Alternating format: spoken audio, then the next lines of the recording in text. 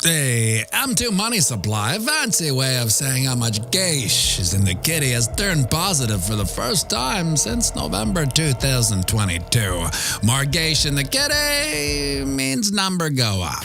Bitcoin, crypto, morning tea. Hey. Good morning, everybody. My name's pianomattyb. That is Scaramucci's. This is your morning TA. A brief glimpse into the crypto markets where the sun's shining, where the winds play. All the humble opinion of this piano. Zamboni, but ringing the The FOMO index has jumped up to 48 from yesterday's 43. Bitcoin dominance is 52.9%. 24-hour volume is 70 billion. The overall market cap, 2.21 trillion. Give or take 100 million. Well, amongst the ETF outflows and the barrage of FUD, Bitcoin price action seemed to have an uptick. Instead of the usual dumping we've seen, Bitcoin at a snail's pace slowly climbed up yesterday, peaking out at 59.9 and has petered back down to a time of production 59.4. We're still at the mercy of this bear flag pattern. It does play out to 50.1, so keep your papers on the breakout price, which is at this 58.3 level. Breaking down and out from there might indicate further bearish prowess and the potential execution of this pattern. Maliciously speaking, I'd like to see number go up to our channel of eternal monotony support, now acting as resistance, Siggity 1.8. Now over on the ding dong, you can see we are in candle 3 and day 3 of our bearish express elevator channel. It's bullish that we've managed to basically stay in our channel of descension, save for a couple useless, annoying wicks. So hopefully we can meander back up to test this channel's resistance at 65.6, which is also the 38.2% fib. Quick look at the Wookie. Sees our stay green price for the week is up at 63.1.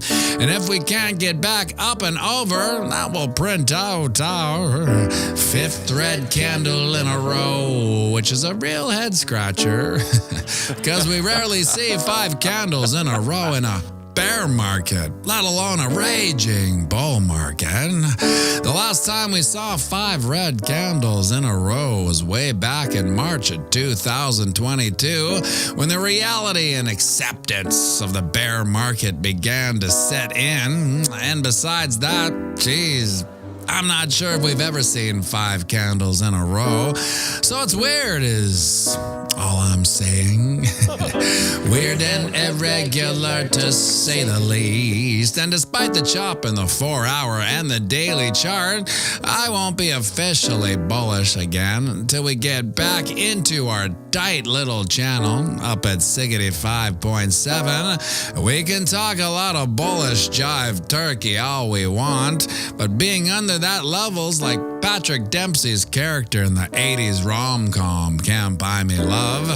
You can dress a nerd up and you can take him to the prom, but at the end of the day, a nerd's a nerd and a bear's a bear until he's a bull.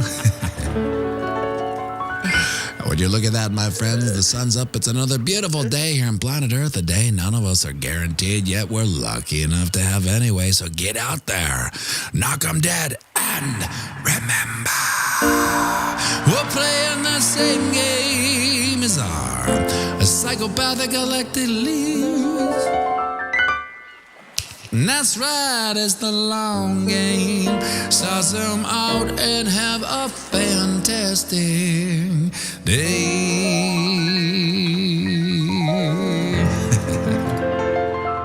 And we'll be going live right away, so grab yourself a coffee. Join me for a quick one, and it's Friday, so sing me out, won't you? I'll run the banks of boom to Spain. Whoa.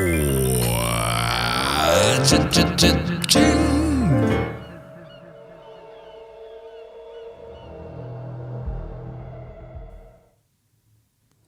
Just like that, we were over 60K again. Remember when it was 56, 57? The sky, she was falling. Now it's 61. You know, we're still got to get to that 63. What's going on with these comments here? There we go. I can't live with it like that. Thank you for everyone tuning in last night to the subscriber appreciation live stream. Grant did a fantastic job. Some eggshell in my mouth.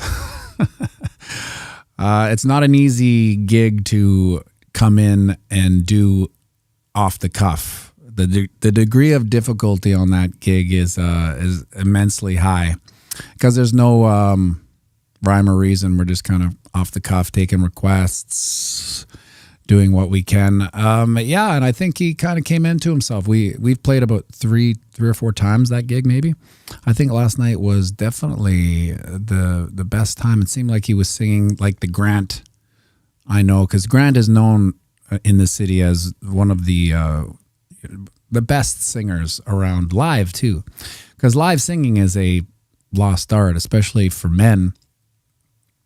You don't see a lot of male singers killing it.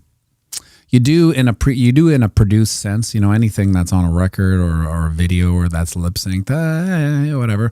But to see actually males sing live and do as good a job as Grant did, it's rare and it's a dying art. So I appreciate you guys tuning in, because that's you guys are the only thing that's keeping that dying art alive, because you know, people don't really do it anymore.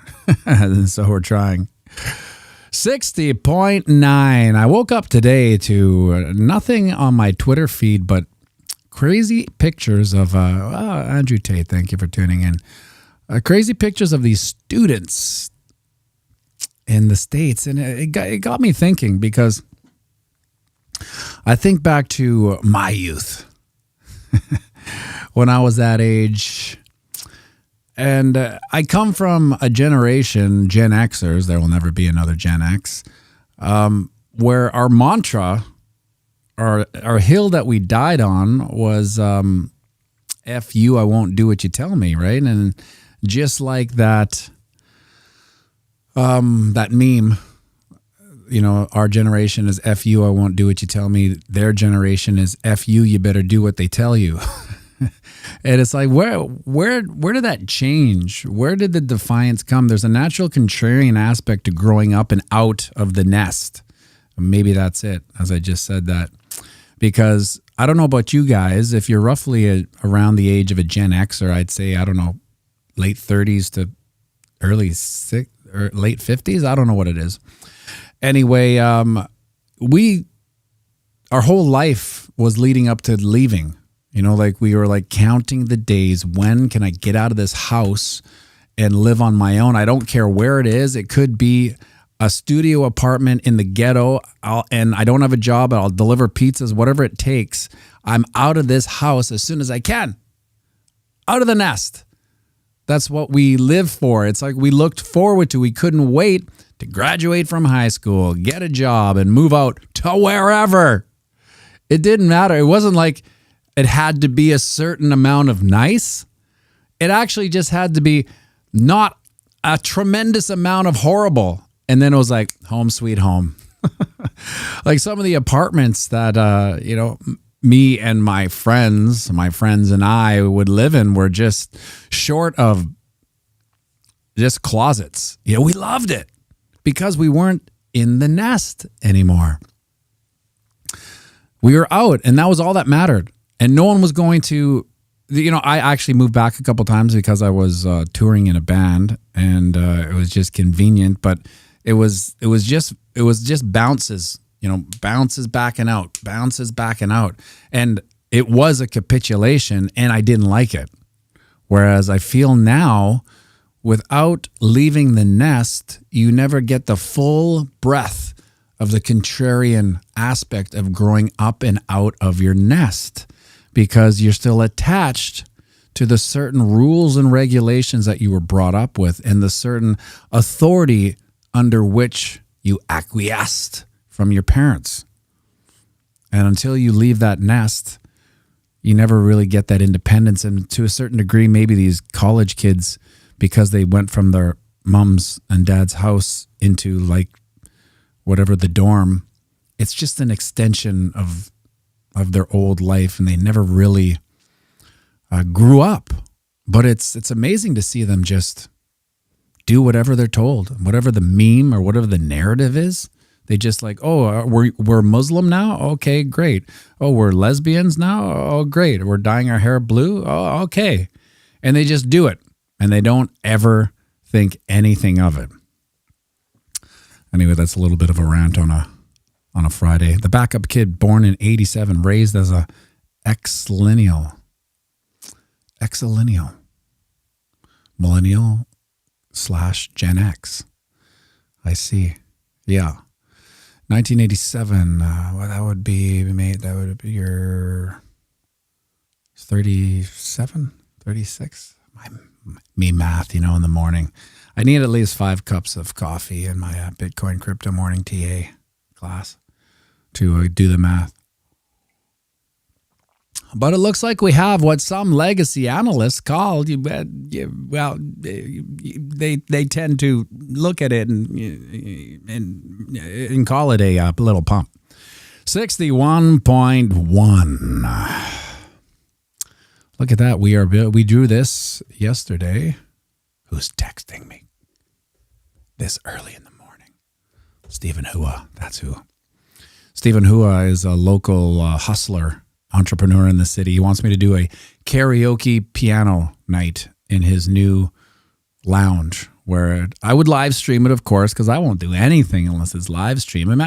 Imagine the concept of doing a show for like a room and not putting it out there on the internet so everyone can possibly see it. So it would be karaoke piano, a songbook of 30 to 50 classics, and people would pick, and then they would come up and sing the song, and I'd play the piano. And I guess in between I would fill it in. So we're just going through that. I guess he's 8 in the morning. That's hilarious.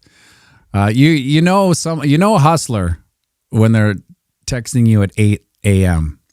The only other people that text me at 8 a.m. is possibly my mom, Duke's nanny.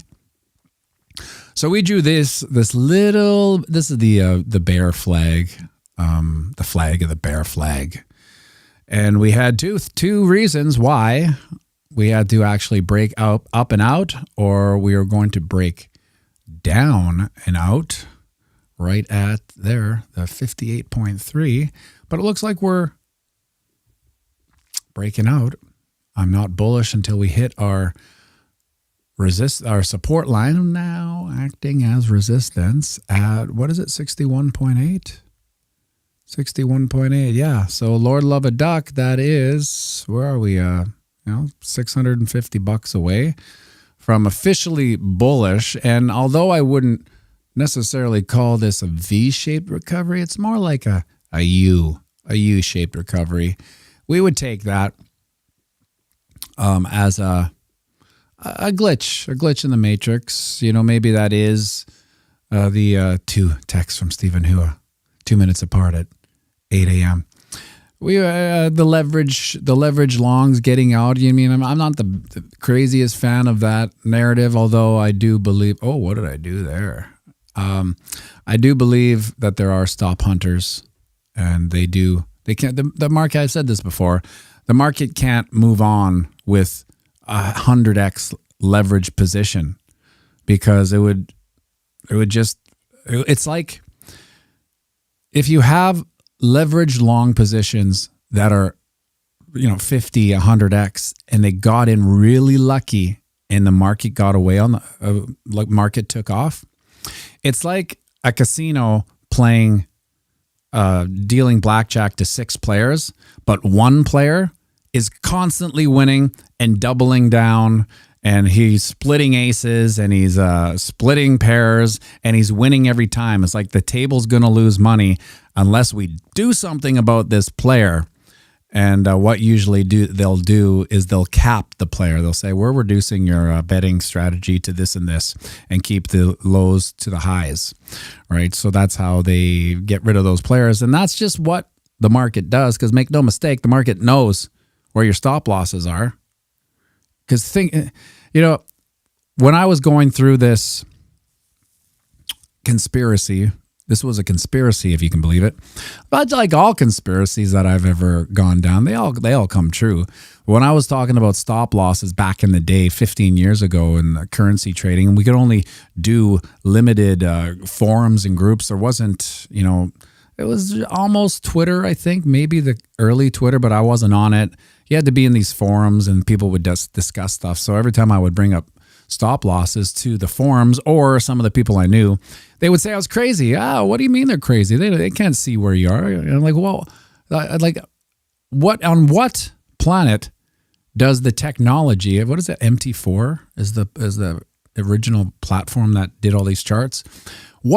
In what world can they not see where you went click, stop loss? It's just a data point, it's a metric, and it's all collected. And when they see the data points there, they're like, well, that's what we got to wick out to.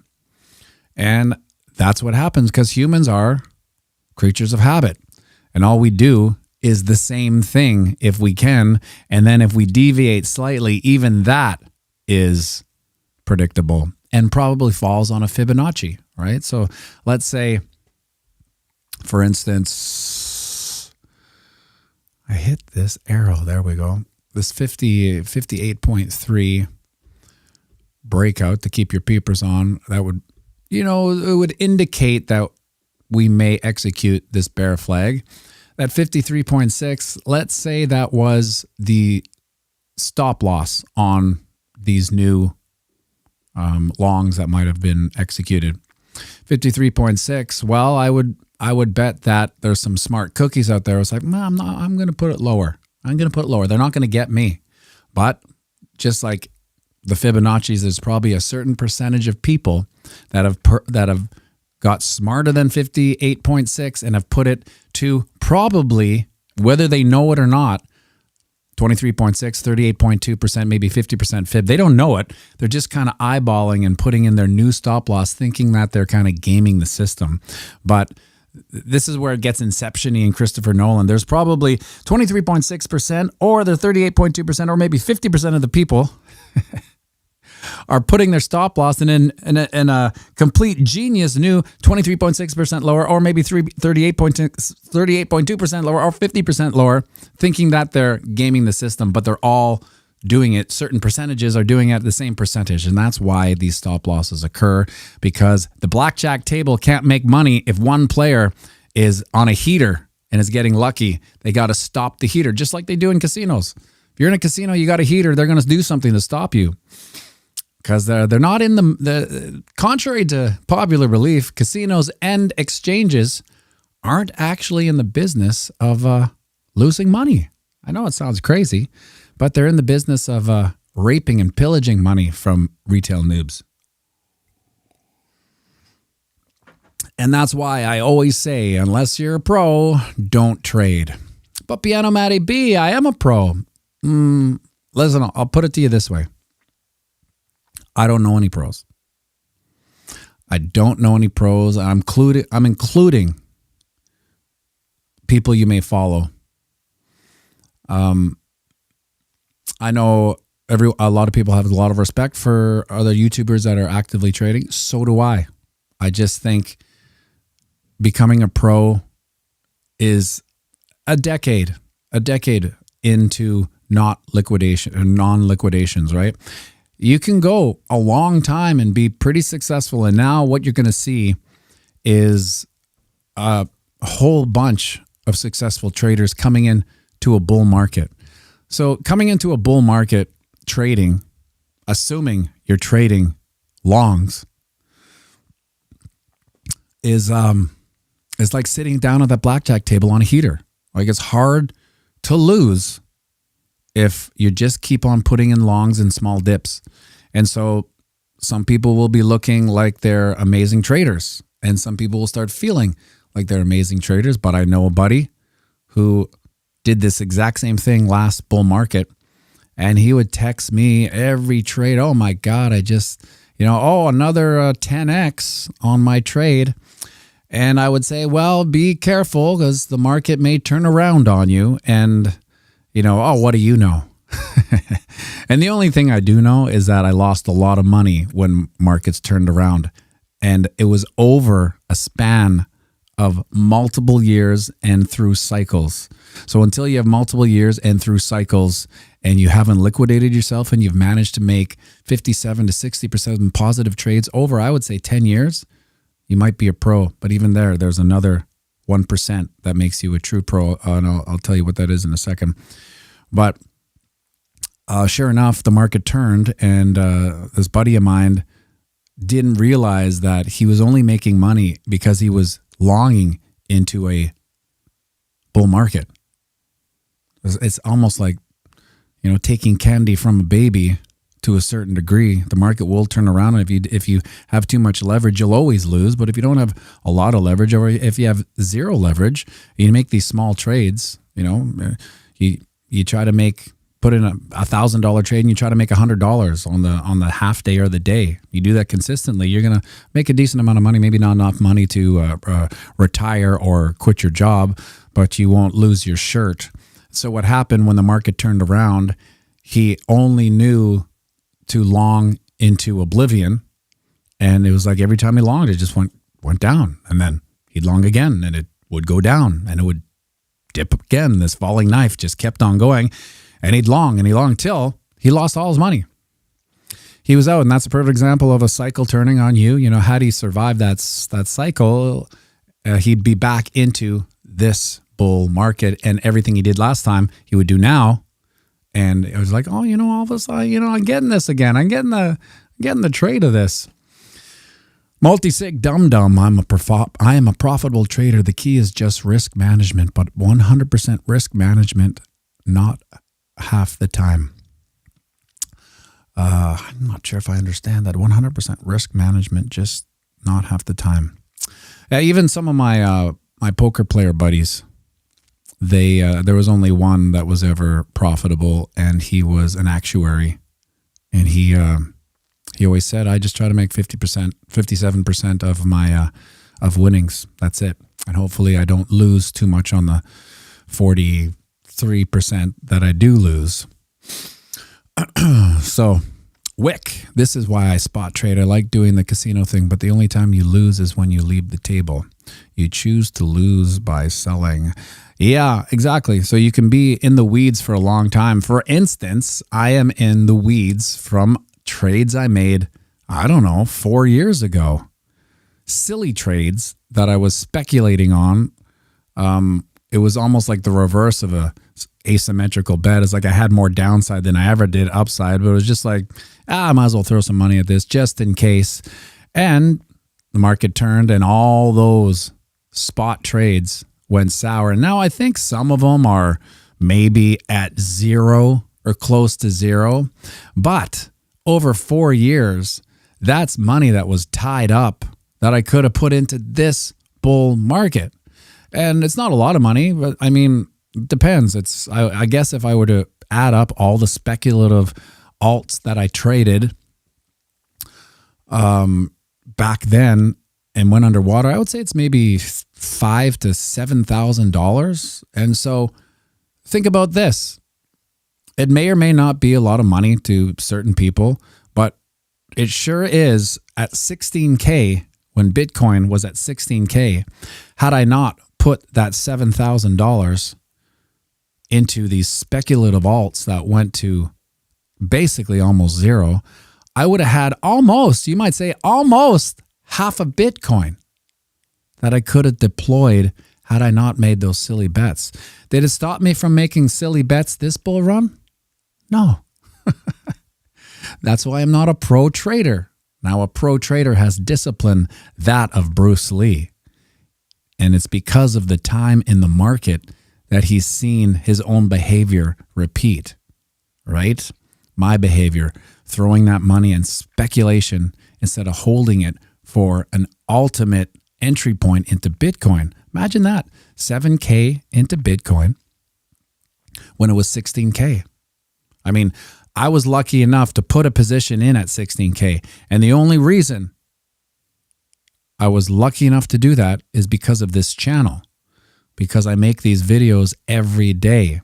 And as hard as it is to make these videos in, a crab market or a bear market when sentiment's down and no one really cares and no one's really watching them, the only reason that I was able to get in at that was because of the time in the market watching it and realizing that the odds are that this is probably a prime time to get in. Now, had I not thrown away that $7,000 in the previous bull market on absolute garbage, that's maybe even zero now, but I don't even care. It's like, if it's just zero now, where's it going to go in the bull market? It doesn't have it. So to me, it's almost like you're in front of the tip of the spear or you're the little dangling feathers. So a lot of these alts that I put money into and that are now like maybe at zero are part of the feathers of the arrow. They're not up. So if however high the bull market goes, the feathers will just be like, it's better than zero. But just like anything, my plan on any altcoin that I've speculated into is to dump it into Bitcoin. And the reason I get back to the time in and to be a pro trader is that, did I learn my lesson? No, I put some speculative money into alts this bull market too. Now I'm a lot earlier than I was before. And if we go 2 cycles from here, 8 years, you could see how my discipline and my planning would get honed, and I would cut the silly mistakes off as time goes on. And you can only do that with time in the market. If you don't have time in the market, you have to learn some hard lessons. And unfortunately, those hard lessons are expensive. So let's think about how expensive that $7,000 alt speculation from 2020, 2021. Let's see how we got all this talk has given us 2 thumbs down. Oh my God. My God. So let's talk about that $7,000 loss that I could have put into Bitcoin. Let's say I had the extra 7K when I went in at 16,000. That's 7,000 that I threw away into alts that maybe even at zero, let's say it's worth about 5,500, 7,000 now. Had we put it in at 7K, well, I guess one might say, what is it? I'm out 35K from those mistakes. So moral of the story is, time in the market as a trader is the only way you're going to win. And if you try to get ahead of yourself and you try to start leveraging, well, I can almost guarantee anyone on leverage will eventually get liquidated. Unfortunately, I don't hope it. I don't hope anyone gets liquidated. And I hope everyone that's taking their journey into trading does extremely well for the rest of their lives. But from someone who has been liquidated many times, I just know as tight as your betting and your trading practice can be, there's always black swans within any trade that you didn't see coming. That, like, for instance, I mean, it's as silly as this. Let's say I was putting in a trade, blah, blah, blah. I put in 20% or 20x, or let's just say 10x. Most people think 10x is nothing. It's actually quite a bit. Let's put a 10x long in. And then Stephen Hua texted me just like he did at 8 in the morning. I'm like, oh, before I click everything, send, I check I checked, oh, wow, Stephen Hua texted me, right? This is a subtle black swan. And I go back, I forget to put that stop loss in. Maybe I think I did it because I do it every time, right? I'm a pro trader. I do it every time. I forgot. I got confused. The text went off. My phone's ringing at 8 in the morning. And then I go and I send and I put the trade in. And I didn't put the stop loss. And I didn't even remember because I do it every time. Sure enough, that's the one mistake, that the market goes sideways on you and you get liquidated. And you're like looking at your wallet and you're like, what the hell? Oh, these guys must have stole all my Bitcoin. You realize, no, I got stopped out and liquidated margin call because I didn't put in that stop loss. And you go back, oh my God, I can't believe I forgot that. Because you can't believe you forgot it because you've done it every single time. But all it takes is once. Remedial Joe, truth, I got liquidated for the tune of 6 ETH on Aave when Matic chain locked up and FTX exploded. Right. So imagine that. No one really knew the day FTX was going to implode, except, remember what I said about that 1% of pro traders? The real penthouse of pro traders knew when that was happening because they're kind of like the 1% of pro traders that are actually pro traders are like Bobby De Niro's character in Casino. The reason why he was a good sports bettor is that he knew that the quarterback went out and partied. He was on coke, and he knew the wide receiver girlfriend just dumped him and is now dating the opposite team's quarterback. He knew all these inside baseball on the game. So the 1% pro traders, they know the inside baseball on the overall market. All of it. They know everything that's coming down the line. That's why they don't get liquidated on an FTX implosion. In fact, they're probably making 10x on the downside. This has been a long rant. My pianomattyb on trading. I don't know why I got into that. It's quite an interesting morning too, because this is a pump we haven't seen for a while. I mean, we look at all these wicks, man. Look at all these wicks. That which one's wicked? We'll get candlestick. Nothing but wicks. So we do see a lot of bulls coming in and buying up these wicks. May a subtle reminder on how accurate this little doodle has been. I hope, man, I don't have all these weeks to just wait in the weeds. Imagine if we, the candles close like this. We always manage to stay above the 38.2% fib, but we constantly wick down. That would be a tough summer. It would be a tough, boring summer, but I feel like that's what we're in for, a tough, boring summer. Just time-wise, the way the market has been going. And I mean, this is a bear market indicator. Tell me. I mean, maybe I can't go back far enough on my silly trading views, but 5 weekly red candles besides March of 2022, when it was really the bear market had set in and we finally started accepting that, you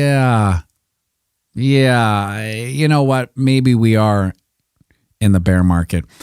That was 5 candles. And I would argue that even at the 5th candle, we still hadn't capitulated into the crypto winter. We were still in slight denial. I'm not saying we are in denial of a bear market out of nowhere.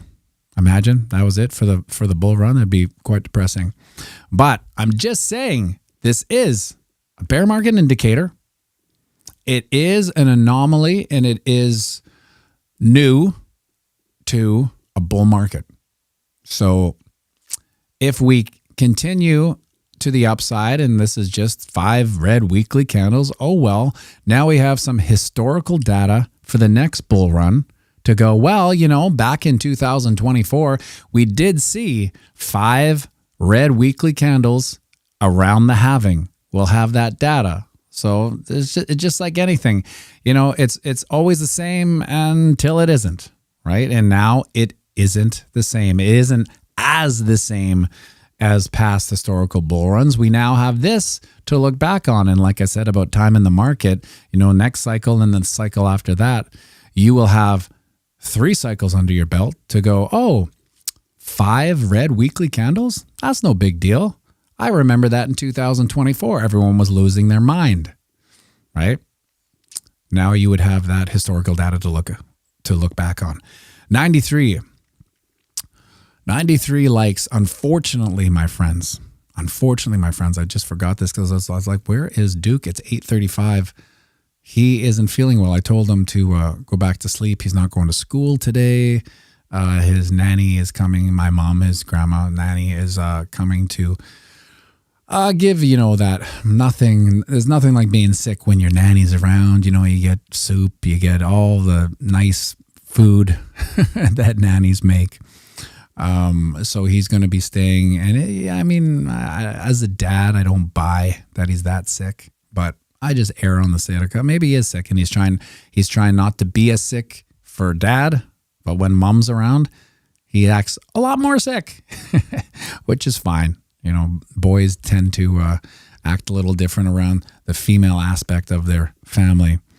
And that's okay. Tonight, my friends, is the biggest and the best live piano dueling stream in the world.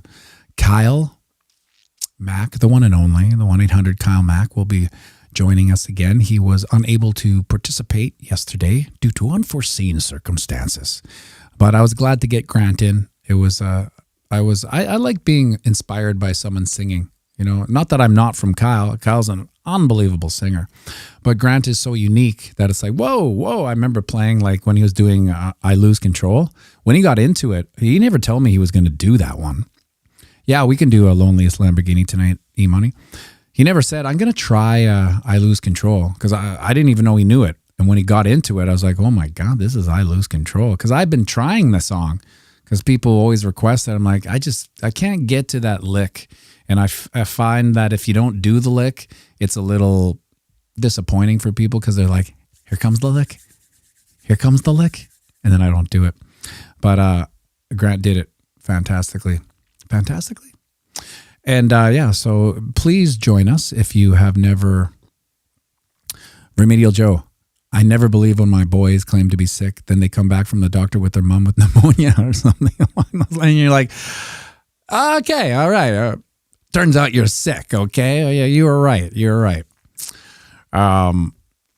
Please join us if you haven't. We had Frankie Candles, and I'm sure Dave Digital had something to do, in part at least, to the raid we got as we started. We pumped those numbers into the 100 and something, which is good for the stream. Yesterday's stream almost got more views than the actual production video. So that's what happens when people tune in. Basically, and when people tune in and it's just an indicator to YouTube that's like, well, maybe we should put this in front of other people's faces instead of canning it. Right? Canning the video dead. That's what they did with yesterday's video because it didn't get over 100 likes. It just kind of sits on the sidelines, and I can always tell by about noon where it's going to break. That being said, please join me if you can. We're having an amazing pump right now, 61.6. Look, what did we say? Lord love a duck, right? 61.8, and I'm bullish. Did we actually hit that? Look, we almost hit it. Let's get in there. How close did we get? 61.79. As far as I'm concerned, and I don't care what anyone says, that TA hit. What did we say? 61.8. We wicked up to 61.8. Now, I'd like to get over it. We'll last a little bit before I let everyone go. This has gone on way too long. I'd like to do this, get up and over, come back all weekend, do nothing, and then to the moon we go. Make sure you like and subscribe and share this video with someone you think might like it too.